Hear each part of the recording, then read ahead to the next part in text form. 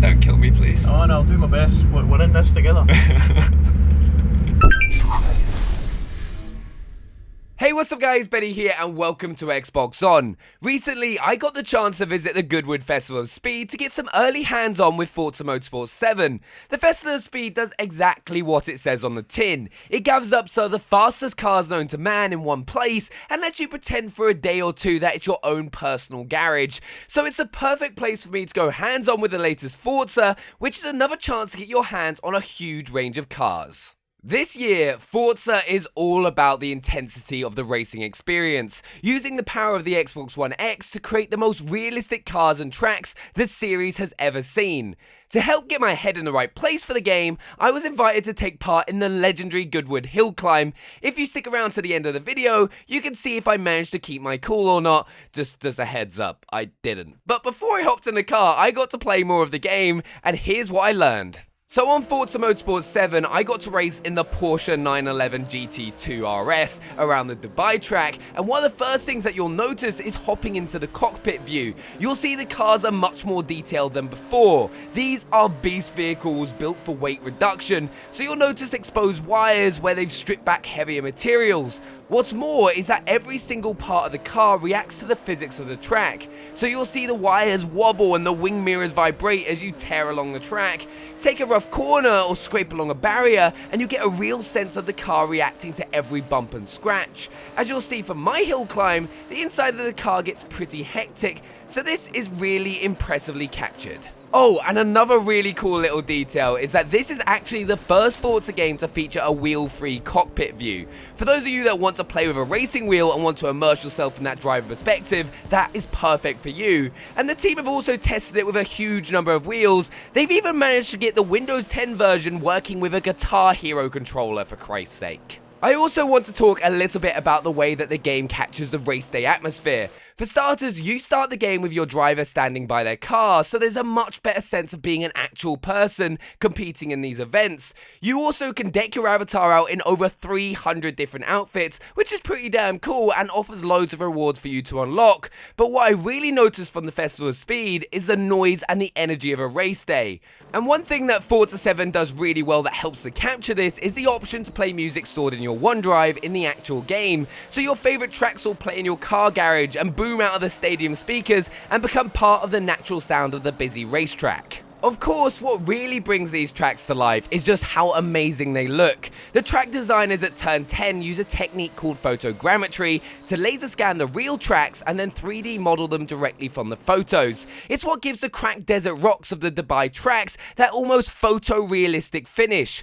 While these textures look incredible in 4K playing on the Xbox One X, the benefits of this level of detail are still felt on the Xbox One, as the game has a much better source of material to work with, and if you play the game on the Xbox One S, you'll also see the benefits of high dynamic range lighting. This makes the hot desert sun over Dubai look absolutely incredible. Needless to say, you're going to be impressed whatever console you play it on. And then there's the impact of the weather. Dubai offers a bright sunny day for a smooth driving experience, but the weather is less well behaved elsewhere. If you saw the E3 demo, you'll have seen what happens when a storm rolls into the Nürburgring, and your view becomes blocked and huge puddles form on the track, making it hard to see where you should be going. But even tiny changes in the weather can make a big difference. The way the clouds cast a shadow on the track can really change the look of the tarmac, which makes it harder to stick to racing lines and learn a track off by heart. Now, my hill climb experience didn't take place in a storm, but it's easy to see how simple things like light and shadow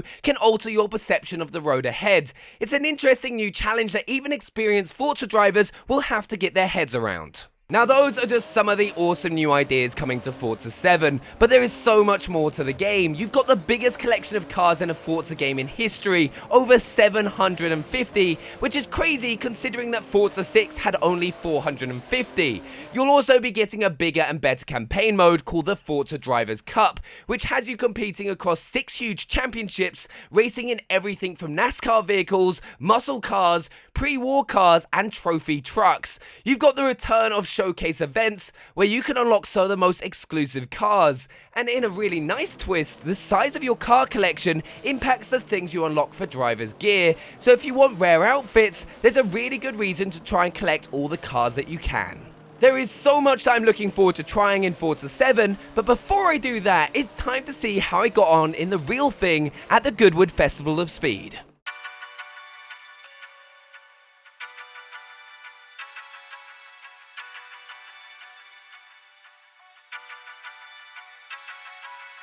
We're currently at the Goodwood Festival of Speed with Porsche because of the Porsche Forza franchise partnership, and I'm currently sat in my dream car, the GT3 911, and I'm pretty excited because I'm going to be doing the hill climb in it, so let's hope I survive. This is when it gets nervy. Don't kill me, please. Oh, and I'll do my best. We're in this together.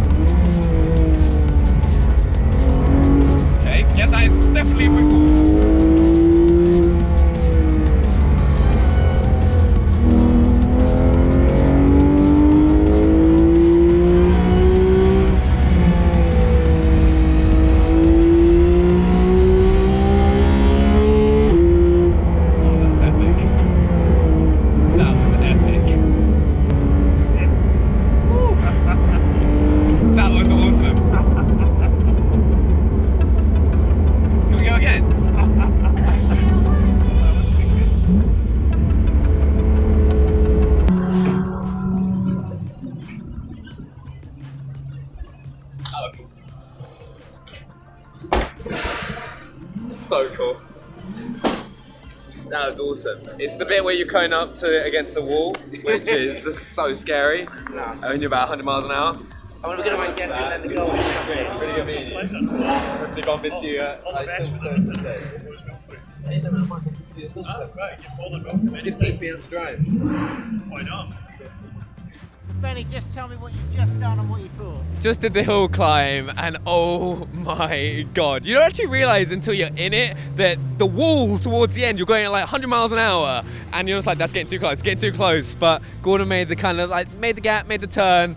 Such a cool experience. I was in the Porsche 911 GT3, absolutely incredible. Like the kick in the back of it as well, especially when you kind of like launch off at the start, is insane.